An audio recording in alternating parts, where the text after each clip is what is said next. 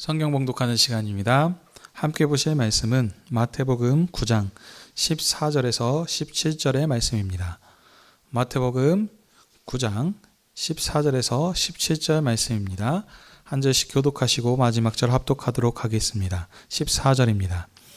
그때 요한의 제자들이 예수께 나와 이르되 우리와 바리새인들은 금식하는데 어찌하여 당신의 제자들은 금식하지 아니하나이까?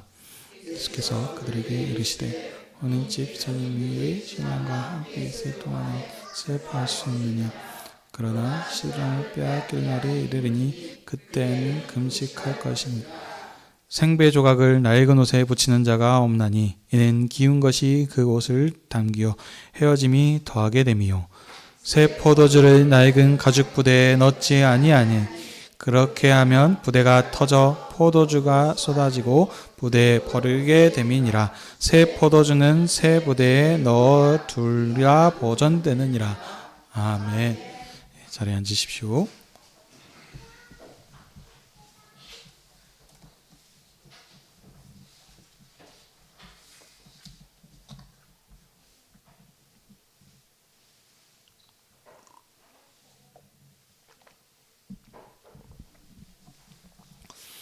기도하겠습니다.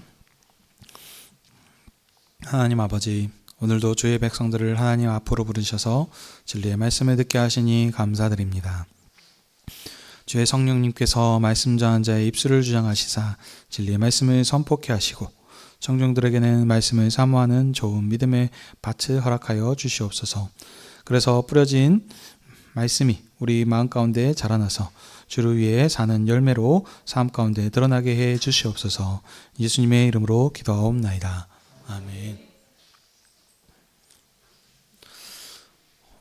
오늘은 마태복음 9장 14절에서 17절의 말씀을 가지고 혼인집 신랑과 함께 있을 동안 슬퍼할 수 없느니라 라고 하는 제목으로 함께 은혜를 나누기 원합니다. 마태복음 8장 9장은 예수님께서 산상수훈을 끝내시고 산에서 내려오셔서 행하신 권세 있는 왕의 사역입니다. 예수님께서는 이런 이적과 표적을 행하심을 통하여서 자신이 권세 있는 천국 왕이심을 나타내셨습니다. 부정한 나병 환자를 만지사 정결케 하셨고 백부장의 하인의 중풍병과 베드로의 장모의 열병을 고쳐주시고 또 많은 귀신 들린 자와 병든 자들을 고쳐주심으로 우리의 연약함을 담당하시려 한다는 이사야 선지자의 말씀을 성취하셨습니다.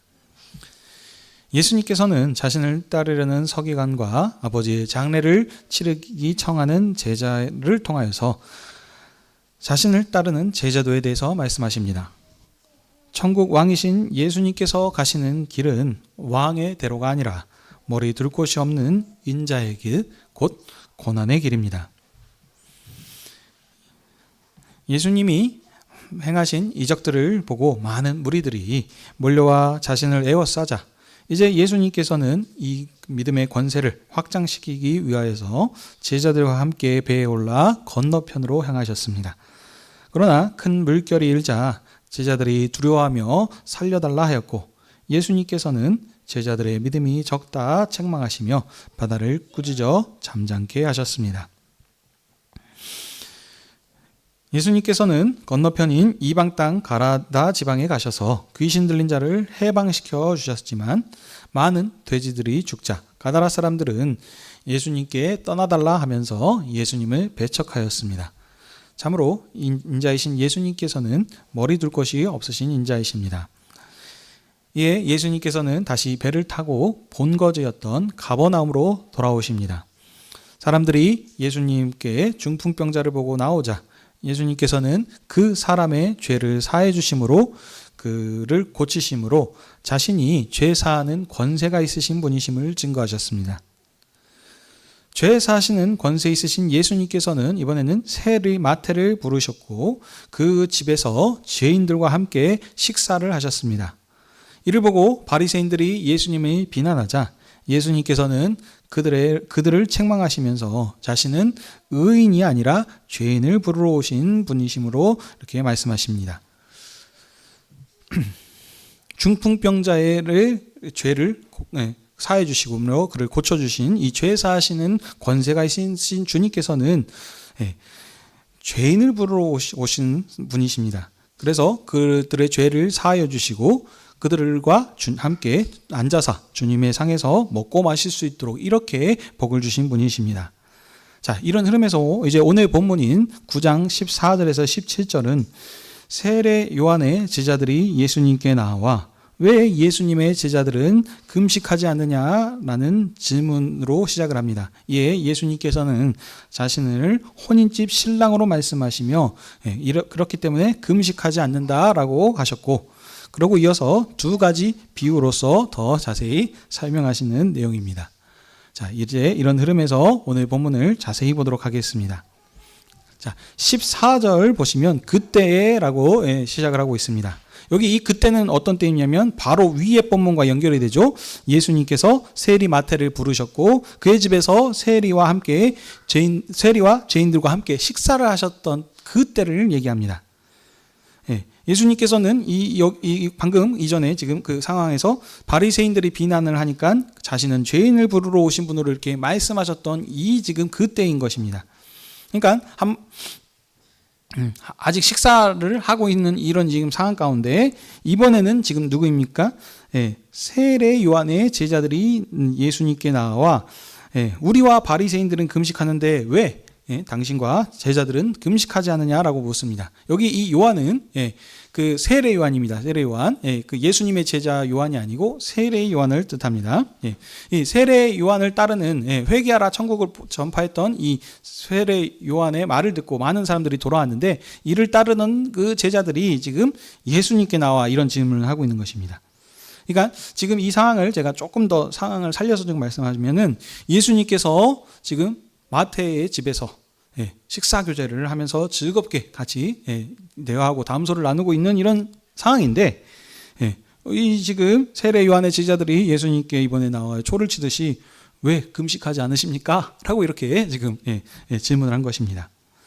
자, 이것도 아시려면 또 구약의 배경이 필요한데요. 구약의 경건한 바리새인들은 일주일에 2번씩 금식을 했습니다. 이게 이제 그 율법에는 금한 것이 아닌데 그 바리새인들, 그 율법을 연구하는 학자들이 그 관련돼서 여러 가지 조항들을 만들었었고 이 바리새인들은 자신의 경건을 위하여서 이렇게 2번씩 금식을 했었습니다. 그러니까 세례 요한을 따르던 제자들도 아마 이와 같이 경건하게 금식을 아마 자주 했었을 것입니다. 이들 입장에서는 자신들은 지금 금식해가지고 배가 고픈데 예수님과 제자들은 지금 잔치하고 있었던 것이죠. 그러니까 예수님을 비롯한 제자들은 왜 금식하지 않으시냐라고 이렇게 질문을 한 것입니다. 그들의 질문에 대하여 예수님께서 대답을 하십니다. 15절에 보시면 혼인집 손님들이 신랑과 함께 있는데 어떻게 슬퍼하겠느냐라고 이렇게 말씀하십니다. 자, 요한의 제자들은 지금 무엇에 대해서 질문했습니까? 금식에 대해서 질문을 했습니다. 근데 예수님께서는 뜬금없이 뭔 금식을 하는지 안 하는지에 대해서 대답을 하시는 것이 아니고 혼인집 신랑 이야기를 지금 하는 것처럼 보이죠. 한마디로 동문서답이라고 할 수 있겠죠.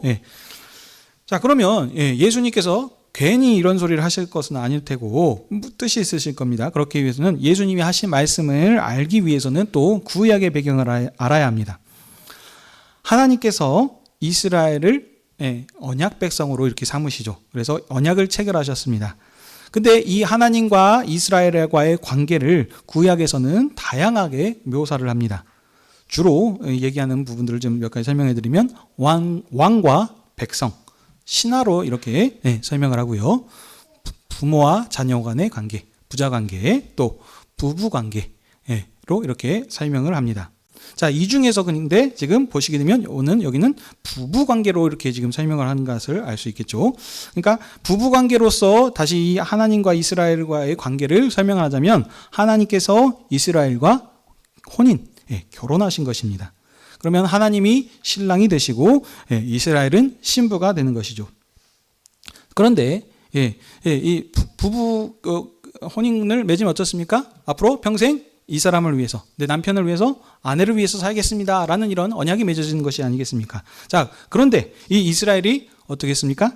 언약을 깨고 하나님을 떠나서 우상을 섬긴 것입니다. 이걸 지금 이 혼인관계로 얘기하면 어떤 거냐면 정조를 지키지 않고 신부가 다른 사람으로 다른 남편한테 이렇게 지금 가는 것, 소위 말하면 음행을 지금 행한 것이죠.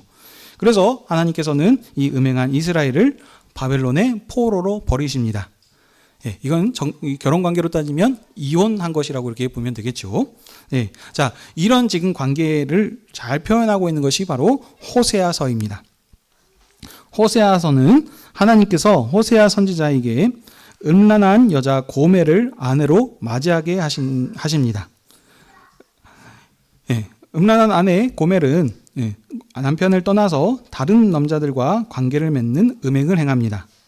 구약에서는 이런 음행을 하면 죽어 마땅한 큰 죄인데, 그런데 하나님께서는 호세아에게 다시 그녀를 사랑하라 라고 명하셨고, 이에 호세아는 그 여자를 찾아 떠나가서 값을 주고 그 여녀를 다시 데려옵니다.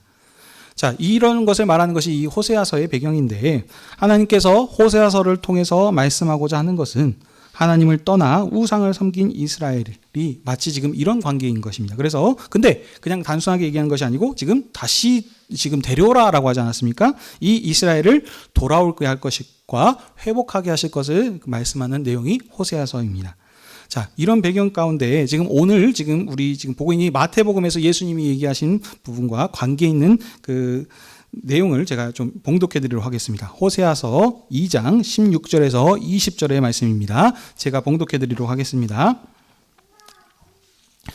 여호와께서 이르시되 그날에 네가 나를 내 남편이라 일컫고 다시는 내 바알이라 일컫지 아니하리라. 내가 바알들의 이름을 그의 입에서 제거하여 다시는 그의 이름을 기억하여 부르는 일이 없게 하리라. 그날에는 내가 그들을 위하여 들짐승과 공중의 새와 땅의 곤충과 더불어 언약을 맺으며 또 이 땅에서 활과 칼을 꺾어 전쟁을 없이 하고 그들로 평안히 눕게 하리라. 내가 네게 장가들어 영원히 살되 공의와 정의와 은총과 긍휼이 여김으로 내게 장가들며 진실함으로 내게 장가들리니 내가 여호와를 알리라. 아멘. 자, 방금 읽었던 내용들을 보시게 되면 하나님께서 어떻게 하십니까? 이스라엘과 장가를 들어서 그들과 함께 다시 하게 하라고 했습니다. 그래서 영원히 살면서 공의와 정의와 은총을 행하는 그런 것을 지금 회복하게 하실 거다라고 하는 지금 내용입니다. 하나님께서는 음행하여서 더럽고 부정한 이스라엘을 이방 땅에 던지셨습니다. 이혼하시고 버리신 것이죠. 하나님께서 이렇게 이스라엘을 행하신 것은 징계하신 것인데요. 이 징계의 이유는 이스라엘을 깨닫게 하여서 돌이키도록 하기 위함이었습니다. 그래서 하나님께서는 이스라엘을 심판하사 모든 수치와 조롱과 멸시를 당하게 하십니다. 그러나 심판 중에서도 자비하신 하나님께서는 음행하고 더럽고 부정한 이스라엘을 긍휼히 여기사 다시 회복시키십니다. 회복시키시는 것, 돌아오게 하시는 것, 이는 지금 결혼하는 것, 재혼하는 것과 지금 같습니다. 자, 근데 여러분 보통 재혼을 하게 되면 어떻습니까? 한 번 실패했으니까 다른 사람과 재혼을 하는 것이죠. 근데 여기 이 하나님께서는 부정한 이스라엘에게 다시 장가 들어가신다라고 얘기합니다. 그러니까 그래서 이 부정한 자들의 지금 당하게 하셨던 모든 수치와 조롱과 부정을 다 제거하셔서 다시 하나님의 신부로서 이렇게 회복시키시사 영광스럽게 높이실 것이다. 이렇게 지금 하신다는 것입니다. 자, 근데 지금 이런 지금 말을 한 것이 이 호세아서의 배경입니다. 근데 예수님께서 지금 얘기하고 계시죠. 오늘 이 본문에서. 근데 예수님께서는 이 호세아서의 배경을 가지고 자신을 혼인집 신랑으로 이렇게 말씀하신 것입니다. 근데 차이점은 무엇이냐? 구약의 호세아서에서는 여호와 하나님께서 이스라엘에게 장가드는 것으로 말씀하시는데 여기 오늘 본문에서는 지금 누가 장가드신 것이죠? 예수님께서. 여호와 하나님이 아니라 예수님께서 신랑으로 이렇게 장가드는 것으로 지금 말씀하고 있습니다. 그러니까 아버지께로부터 모든 권세를 받으신 아들이신 예수님께서 이스라엘에게 장가드신 것은 지금 하나님께서 하셨던 언약을 아들을 통해서 성취하시는 것인데요. 이것이 단순한 의미가 아니고 그러니까 예수님이 지금 장가드신 것은 곧 하나님께서 장가 드신 것과 지금 같은 의미를 갖고 있는 것입니다. 신랑이신 예수님이 오시기 전에 이스라엘은 어떤 상황이었습니까? 하나님 앞에 범죄하여서 더럽고 부정한 백성들, 음행한 여인과 같은 이런 상황입니다. 하나님을 떠나서 살았기 때문에 이 관계가 지금 깨어져 있는 상황인 것이죠.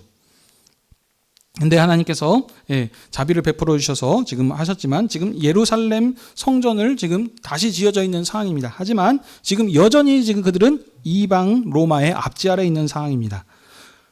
그러니까 회복이 되어서 돌아오긴 했지만 온전한 회복이 아닌 것이죠. 그러니 그들은 어쩌했습니까? 주기적으로 지금 금식하고 슬퍼야 됩니다. 왜냐하면 하나님의 온전한 통치가 지금 이루어지지 않고 로마의 압제 아래에서 지금 있기 때문이죠. 그래서 그들은 주기적으로 슬퍼하고 금식해야 하는 것입니다. 자, 그러나 하나님께서는 지금 이들을 불쌍히 여기시사 이렇게 지금 그들을 내버려 주지 않으시고 지금 신약에 누구를 보내셨습니까? 아들이신 예수 그리스도를 지금 보내셨습니다. 이 예수 그리스도는 하나님께서 정권을 주어서 보내신 천국 왕이시죠. 이 왕이 오신 이유는 다른 것이 아니고 지금 이전 본문들과 연결해서 보자면 죄인을 지금 부르시기 위해서 오신 것입니다. 근데 어떤 죄인이냐? 죄인 중에서도 가장 어떻게 보면 악한 것이 뭐냐? 바로 음행한 부부간의 관계, 아주 끊을 수 없는 이런 관계에 이것을 지금 회복시키시기 위해서 지금 이스라엘의 죄를 용서하시기 위해서 깨어졌던 관계를 회복시키시는 분으로 지금 본문은 이렇게 지금 얘기하고 있습니다. 그래서 회복시킴을 통해서 뭡니까? 왕의 식탁 안에서 함께 먹고 마실 수 있도록 이렇게 지금 은혜를 베풀어 주신 것입니다. 자, 그러므로 지금 이스라엘은 예수님이 오시기 전에는 슬퍼하고 금식하고 해야 되는데 이제 천국 왕께서 오셨고 신랑이신 예수님께서 오셨기 때문에 어떻습니까? 더 이상 금식하고 금식한다는 것은 슬퍼한다는 것입니다. 금식하고 슬퍼할 필요가 없고 어떻습니까? 이제 기뻐해야 되는 것이죠. 기뻐하고 즐거워해야 됩니다. 그래서 지금 예수님께서는 그 지금 표현을 벌어서 얘기하는 것이죠. 혼인집에서 지금 잔치가 벌어졌는데 거기에서 금식하면 되겠냐? 안 되지 않겠냐? 혼인집 잔치집에서 울면서 금식하는 것은 지금 그 분위기 깨는 빌런인 것이죠. 빌런. 지금 그렇게 하면 안 된다라고 그렇게 지금 얘기하고 있습니다. 자, 그러면서 이제 15절 후반절에 보시면 이제 예수님께서 덧붙여서 더 설명을 하고 계십니다.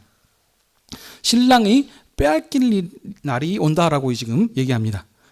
그 혼인집 신랑이 잔치가 지금 벌어졌는데 갑자기 반전인 것이죠. 신랑이 빼앗긴 일이 있다. 그때는 어쩐다? 금식을 해야 된다라고 얘기합니다. 여기서 신랑을 빼앗길 날은 바로 예수님께서 십자가에 죽으실 것을 두고 얘기하신 말씀이죠. 자, 그리고 이어서 16절에 보시게 되면 예수님께서 이제 두 가지 비유로 더 추가적인 설명을 덧붙이고 있습니다. 생배 조각을 낡은 옷에 붙이면 생배가 낡은 옷을 잡아당겨서 그 옷이 이렇게 기어져서 이렇게 깨끗해지는 것이 아니고 오히려 더 찢어지게 되지 않느냐. 그러니까 그렇게 하는 사람이 없다. 또 두 번째, 새 포도주를 헌 가죽 부대에 넣게 되는 사람도 없다. 왜냐? 그렇게 되면 어떻습니까? 새 포도주는 방금 막 담갔으니까 숙성을 해야 되는 거죠. 숙성을 하게 되면 어떻습니까? 발효가 되면서 막 점점점 기포가 일어나서 부풀어 오르게 되는 것이죠. 근데 새 포도주는 늘어나서 상관이 없는데 낡은 부대에 넣게 되면은 이것은 터져버리게 된다는 것이죠. 자, 그러니 이렇게 하는 자가 아무도 없다라고 얘기하고 있습니다. 자, 그래서 새 포도주는 새 부대에 넣어야 둘 다 보존될 수 있다라고 이렇게 얘기하십니다. 자, 예수님께서 지금 두 가지 비유를 말씀하셨는데 여러분들 이제 이 두 가지 비유를 보시게 되면은 지금 비슷한 내용이라는 것을 여러분 알 수 있으시죠? 비슷한 내용을 두 번 얘기하고 있습니다. 성경에서 두 번 반복은 확실한 강조를 지금 뜻하는 것이죠. 자, 그래서 예수님께서 지금 자신이 한 이 혼인집 신랑의 비유에 이어서 지금 설명을 하고 계신데 이것을 두 번 강조함을 통해서 이것이 중요하고 확실한 것이다라는 것을 지금 얘기하는 것인데 그러면 여기서 지금 이 생배 조각과 새 포도주가 무엇을 뜻하는지를 좀 살펴야 되겠죠. 또 반대로 헌옷과 가죽 부대는 무엇을 뜻하는 것을 알아야 됩니다. 근데 여러분 그냥 또 단순하게 보시면 안 되고 제가 항상 좀 긴 시간을 할애하면서 서원에서 좀 많이 얘기를 하는 것은 마태복음을 그냥 단락단락으로 그냥 보는 것이 아니고 전반적인 큰 틀에서 우리가 이것을 바라봐야 되기 때문입니다. 지금 예수님께서 오늘 이 하신 말씀 전에 지금 5장, 6장, 7장은 지금 무슨 말씀이라 그랬습니까? 산상수훈이 아니겠습니까? 산상수훈. 예수님께서 천국 왕으로 오셔서 옛 율법을 폐하시고 새롭게 하시는 지금 왕으로 지금 나타내신 분이십니다. 그래서 너희는 새로운 나라, 천국 백성이니 이제 옛 율법을 따르지 말고 새로운 천국의 법을 따르라 라고 말씀하신 이 산상수훈의 말씀이 있은 후에 지금 자신이 어떤 왕이신지를 지금 설명하고 계시지 않습니까? 이 흐름에서 오늘 이 생배조각과 포도주도 보아야 되는 것입니다. 자, 그러면 여기서 새로운 생배조각과 새 포도주는 누구시겠습니까? 예수님이시죠. 네, 그러면 헌업과 나이극 가죽 부대는 무엇을 뜻하는 것입니까? 옛 율법, 구약 시대의 율법을 뜻하는 것입니다. 자, 조금 더 구체적으로 얘기하자면 오늘 본문에서는 구약의 율법 중인 금식을 지금 뜻하는 것입니다. 자, 이런 부분을 정리해서 다시 지금 설명하자면 지금 신랑이신 예수님께서 오셔서 새로운 시대가 시작이 되었다. 그러니 이제 어쩌다? 옛 시대의 법인 그 율법에 따라서 금식하는 것은 지금 안 맞다. 틀리다. 라는 지금 이것을 얘기한 것입니다. 왜냐하면 이 신랑이 오신 것은 어떻습니까? 기쁨의 잔치를 오신 이 혼인집 신랑 잔치를 주시는 분으로 오셨는데 이 새로운 새 시대에 이 잔치집에서 금식하면 되겠느냐? 이제는 슬퍼하고 금식하는 것이 아니고 오직 기뻐하고 즐거워야 된다라고 이렇게 말씀하는 것입니다. 말씀을 맺겠습니다. 그리스도께서는 죄인을 부르러 오신 천국 왕이십니다. 하나님께서는 아들 안에서 자기 백성인 이스라엘의 모든 부정함과 더러움과 추악함 것들을 다 제거하시고 그래서 이 하나님 안에서 함께 먹고 마시고 기뻐할 수 있도록 이처럼 이런 풍성한 은혜와 사랑을 베풀어 주시려고 아들을 이 땅에 보내셨습니다. 이 아들은 천국 왕이신데 그냥 오신 천국 왕이 아니시고 오늘 본문에서는 바로 이스라엘과 결혼하기 위한 혼인하기 위한 신랑으로 지금 임하신 것입니다. 신랑이신 예수님이 오시기 전에 이스라엘은 하나님 앞에 범죄하여서 더럽고 부정한 백성들, 음행한 여인과 같았습니다. 그런데 이 이스라엘들은 지금 어떤 상황이냐면 음행을 해놓고 하나님께 지금 떠나가지고 죄를 지어놓고도 불구하고 자신들이 무엇을 잘못했는지도 모르고 돌아와라 그렇게 얘기를 했는데도 불구하고 돌이키지 않는 아주 뻔뻔한 아내와 같은 이런 지금 상황입니다. 보통 사람들 같으면 안 봐버려야죠. 정리시켜버려야죠. 그 소망이 없고 희망이 없는 상황인데 근데 어떻습니까? 하나님께서는 그들을 불쌍히 여기시고 긍휼히 여기시사 그들이 어떻게 하든지 간에 아들을 이 세상 가운데 보내셨습니다. 이 아들은 어떤 분이십니까? 예수 그리스도이신 아들은 하나님께서 정권을 주어 보내신 이 천국 왕이십니다. 단순한 사람이 아니라는 것이죠. 이 왕을 보내심을 통해서 죄인들을 지금 부르시기 위한 그것 중에서 어떤 죄인?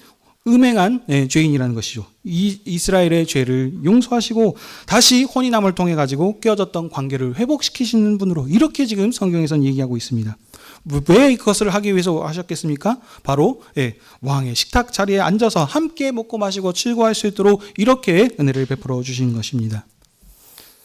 이 왕이 오셨으니 얼마나 참 감사하고 기쁘겠습니까? 자, 그런데 오늘 이 본문에서 세례 요한은 어떤 사람이었습니까? 천국 왕이신 예수님의 앞길을 예비하기 위해 보냄을 받았던 그 왕의 전령이었습니다. 그렇죠. 그래서 이 초창기 때 회개하라, 천국이 가까웠나라고 하면서 외치면서 지금 세례 요한이 왕의 길을 예비하고 했었던 일들을 했었습니다. 자, 그래서 이 세례 요한을 따르는 제자들은 그러면 어떻게 되겠습니까? 천국 왕이신 예수님, 신랑으로 오신 예수님을 따르고 기뻐하고 해야 합니다. 그런데 이 지금 세례 요한들의 제자들이죠. 이들은 바리새인들과 같이 천국 왕이신 예수님께서 주시는 이 기쁨의 천국 혼인 잔치를 이해하지 못하고 지금 왜 당신들은 금식하지 않고 슬퍼하지 않으십니까? 라고 이렇게 지금 예수님과 그 제자들을 어떻게 보면 지금 비난하고 있는 것입니다.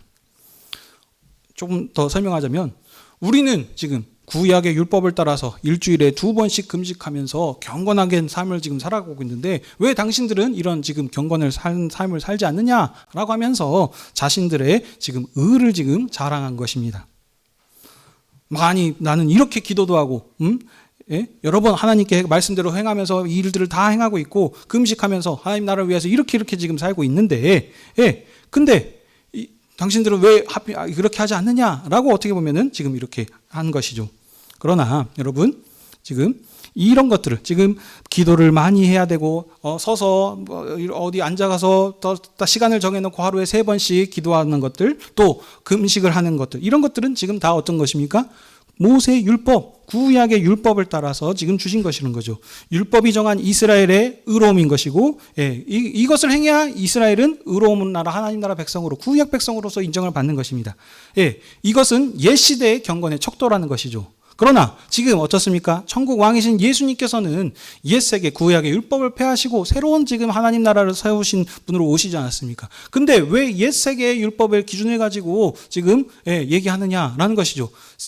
새술은 새부대, 옛 것은 옛 것대로 이렇게 지금 얘기하는 것입니다. 천국 왕이 오심으로 새로운 시대가 열렸고 신랑이 오셨기 때문에 이제는 더 이상 자기의 옛 세계의 어떤 것들을 가지고 자랑하고 할 것이 없습니다. 그들이 자랑할 것이 무엇이 있습니까? 솔직하게 얘기하면 지금 하나님 앞에 범죄해가지고 포로로 잡혀갔다가 와가지고 하나님의 은혜로 겨우 목숨 붙여가지고 왔긴 왔는데 여전히 지금 로마의 앞자리에 있으면서 지금 그런 상황 가운데 무엇을 자랑하고 뭘 할 것이 있겠습니까? 근데 여전히 그런데도 불구하고 그들은 스스로 나는 지금 내 하나님 앞에서 지켰던 법들을 다 지키고 있으니까 나는 의롭다라고 그렇게 얘기하면서 자신이 가지고 있는 기준과 의로 지금 천국 왕이 오신 새 기준을 무시하고 지금 거절하고 있는 것입니다. 그러나 하나님께서는 세상 끝날에 다른 말로 구약의 종말에 그의 아들이신 예수 그리스도를 천국 왕으로 우리에게 기쁨을 주시는 신랑으로 보내셨습니다. 그러므로 이 신랑이 오셨으면 이 신랑의 혼인잔치에 함께 참여함으로 같이 기뻐하는 것이 마땅한 것입니다. 기쁨이 주시는 이 신랑이신 예수님께서 오셨는데도 불구하고 여전히 옛세계에 자신이 가지고 있는 그 기준과 의로 금식하면서 하는 자들은 이 함께하는 이 신랑과 함께하는 이 천국의 자리에 참여할 수 없습니다. 이들이 결국엔 그래서 마지막에 어떻게 했습니까? 이스라엘과 당국자들, 이 바리새인들과 의롭다라고 하는 자들은 끝까지 이 천국의 잔치 자리로 부르시는 왕을 거절하지 않았습니까? 마지막엔 심지어는 죄인들과 함께 먹는 이 기쁨을 주시는 천국 왕을 십자가에 못 박아 이렇게 붙잡아 죽이는 이런 일들을 행하였습니다. 자, 이때 예수님께서 얘기하셨던 부분이 나오죠. 천국 잔치가 있지만 신랑을 잃어버릴 때가 올 것이다. 그때는 슬퍼해야 된다라는 것이 이것입니다. 예수님께서는 붙잡히고 십자가에 죽으셨기 때문에 신랑인 예수님을 잃어버렸기 때문에 그때는 제자들이 슬퍼하고 금식해야 됩니다. 그러나 그 기간은 잠깐이었습니다. 3일 만에 죽음을 이기시고 부활하셨습니다. 하나님께서는 십자가에 죽기까지 순종한 아들을 죽은 자 가운데서 살리시사 하늘 보좌 위로 올려 존귀케 하셨습니다. 부활하신 아들에게 모든 권세를 주시사 하늘의 땅과 모든 것을 통치하고 다스릴 수 있도록 이렇게 영광스럽게 높이셨습니다. 사랑하는 성도 여러분, 이 사망 권세를 이기시고 부활하신 주님께서는 이제 범죄한 이스라엘만 부르신 것이 아니라 이제 모든 민족과 이방인을 부르도록 이렇게 은혜를 확장하시고 넓히셨습니다. 지금 여러분 오늘 이 본문에서 생각하실 것이 범죄한 자들을 부르러 오셨다 그러니까는 이방인까지 생각하시는데 아닙니다. 여기 본문에서는 범죄한 이스라엘입니다. 여러분 찬물도 위아래가 있습니다. 예수님께서는 먼저 오신 것은 유대인들, 자기 백성이었던 유대인들을 먼저 위하여서 오셨고 그게 언제 확장이 되냐? 십자가의 죽으심과 부활 이후에 이제 너희는 이제 모든 민족을 제자로 삼아라고 땅끝까지 이렇게 확장한 것입니다. 예수님의 십자가의 죽으심이 왜 의미가 있냐면 이 죽으심과 사역을 통하여서 이제 이방 지역까지 확장되고 되었기 때문입니다. 그렇기 때문에 이것이 우리가 오늘 이 십자가의 죽으심을 묵상하는 이유가 이 사건을 통해서 우리가 이방인이었던 우리에게도 이 복음이 전파된 것입니다. 사랑하는 성도 여러분, 천하 만민을 부르신 주님이 부르셨습니다. 어디로 부르셨습니까? 바로 오늘 여기 이 주님의 상으로 부르신 것입니다. 이 상은 어떤 상입니까? 사망 권세를 이기신 영광의 주님께서 다시는 죽음의 권세를 손댈 수 없는 생명을 주신 이 생명의 상인 것이고, 만왕의 왕이 앉으신 그런 영광스러운 존귀한 상입니다. 이 상에 우리를 불러주셨습니다. 우리는 어떤 자들이었습니까? 이방인입니다. 이방인은 하나님과 관계에 맺었지 않았던 자들이라니까요. 우리는 하나님과 결혼한 적이 없습니다.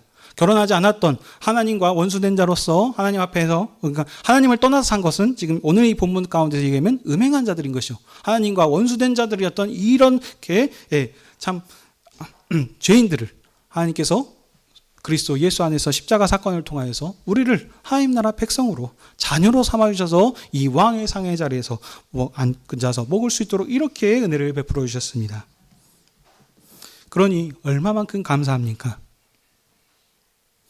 사랑하는 성도 여러분, 그래서 우리가 이 앉아서 교회로 모여서 매일 일주일마다 한 번씩 이렇게 앉는 자리는 단순한 자리가 아니고 왕의 식탁인 것이고, 신랑 대신 예수 그리스도와 함께 먹고 마시는 그런 기쁨의 축제의 자리인 혼인 잔치 자리인 것입니다. 얼마나 그러니 이 지금 우리가 드리는 이 예배, 이 지금 성찬 자리가 참 감사한 것이고 참 기쁨의 축제의 자리겠습니까? 그런데 우리가 이 왕의 자리를 너무 함부로 여기거나, 또 어떻게 볼 때는 너무 막 묵상을 한다 그래가지고 어무숙한다 그래가지고 기쁨은 어디 없고 그냥 소위 말하면 두렵고 떨림으로만 나오게 하는 이런 자리들은, 어떻게 보면 이 지금 본문에서 말하고자 하는 기쁨을 주시러 오신 이 혼인집 신랑과는 약간 좀 차이가 있다는 것이죠. 그런데 우리가 이 왕의 자리에 앉아가지고 먹는데 만약 그런 기쁨이 없다면 그냥 형식적인 그냥 참여인 것이죠. 우리 실제적인 삶의 기쁨이 되고 정말 주님이 주신 그 은혜와 기쁨이 평강이 우리 가운데 넘쳐야 되는데, 그렇게 되지 않으면 이건 단순한 종교 의식밖에 되는 것이 아니고 습관, 그냥 그거 되는 것입니다.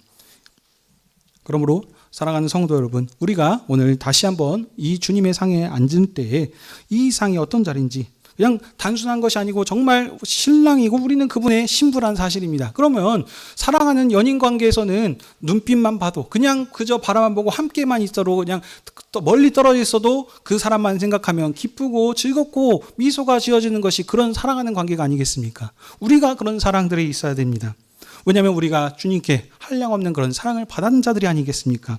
그런데 우리 가운데 주님과 함께 동행한다는 삶을 산다는데 여전히 산 가운데서 주님이 어딘 다 가버리고 이 천국 왕이 우리와 함께 하신다는데 그런 것은 없고, 이 자리가 앉는데도 불구하고 그런 기쁨이 없다면 이것은 에베소서에 말하면 산 것도 살아도 산 것이 아니고 죽은 자와 같은 이 죽은 믿음인 것입니다. 한 가지 예만 드리고 마무리하도록 하겠습니다. 사랑하는 성도 여러분, 부모 자녀 관계, 신혼부부 관계에서를 많이 성경에서 얘기합니다.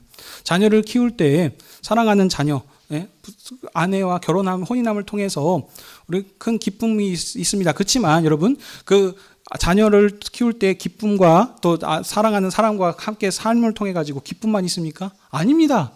30년 동안, 40년 동안 다른 삶을 살았던 자녀와 함께 연합을 한다는 것이 쉬운 일이 아닙니다. 또 자녀를 키울 때 이 자녀가 부모님 말을 잘 듣습니까? 아니거든요. 말 안 듣고 오히려 더 속상하게 하는 일들이 많습니다. 그렇지만 그것으로 인해서 우리가 슬퍼하고 하는 것이 아니고, 그것보다도 어떻습니까? 관계 안에서 맺어진 그 자체만으로도 우리에게 기쁨을 주는 그런 감사와 기쁨이 우리 가운데 있지 않습니까? 이것이 하나님과 우리에게 말씀하시는 그 언약 관계 안에서의 하나님이십니다. 제가 왜 이 말씀을 드리냐면, 예수님을 지금 섬긴다 그랬는데 만왕의 왕이신 천국왕이 우리에게 주인이 되시고 우리와 그분의 전세 있는 자녀가 되었으니 예수님만 믿으면 뭔가 삶이 형통하고 확 싹싹싹 풀릴 것 같은데 실제 삶은 그렇지 않다는 것이죠.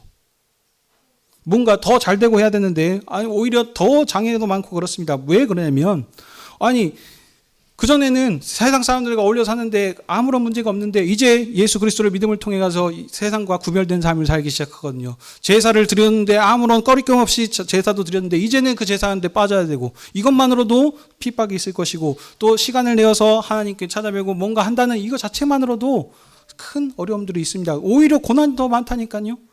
이런 부분에 있어서는. 근데 우리는 단순하게 생각하면 예수님을 믿으면 잘 될 것이지. 목사님들도 똑같은 생각을 합니다. 예수님이 부르셔서 그 길을 가면은 앞으로 가서 뭐 10년 후에는 뭐 몇 명이 되고 해가지고 교회가 커지고 이럴 것이다. 아니요. 오히려 하나님 말씀대로 증거함을 통해 가지고 하나님 말씀에 증거했더니 오히려 그것을 상처받고 해가지고 교회가 더 쪼개지고 뭐하고 하는 일들도 생기는 것이 다반사입니다. 똑같은 생각을 합니다. 예수님이 부르셔서 그 길을 가면은 사랑하는 성도 여러분, 우리가 삶 가운데서 여러 가지 힘든 일들이 있을 수 있지만 다시 한번 말씀드리지만 그것보다 더 중요한 것, 그리스도께서 우리의 신랑으로 오셔서 원수되었던 하나님과 관계없이 살았던 자들을 사랑으로 품어주셨다는 것입니다. 우리는 하나님께서 구원해 주셨음에도 불구하고 여전히 또 하나님을 떠나서 세상 것을 바라보면서 살아가는 그런 일들을 행하고 있습니다. 그러나 구약에서는 그들은 그럴지언정 이제는 우리는 예수 그리스도 안에서 죽음이 손댈 수 없는 영원한 생명이, 참 소망이 우리 가운데 있다는 사실입니다. 다시 한번 주님이 주시는 이 상에서 이 살을 먹고 마실 때마다 주께서 우리에게 주셨던 의미가 무엇인지 우리는 신랑 되신 예수 그리스도께 연합된 신부라는 사실을 기억하셔서 우리 삶 가운데서 모든 일들을, 아픔과 기쁨을 이겨내는, 그래서 주님의 신실한 신부로서, 증인들로서 살아가시는 저와 여러분이 되시길 주님의 이름으로 축복합니다. 아멘. 기도하겠습니다.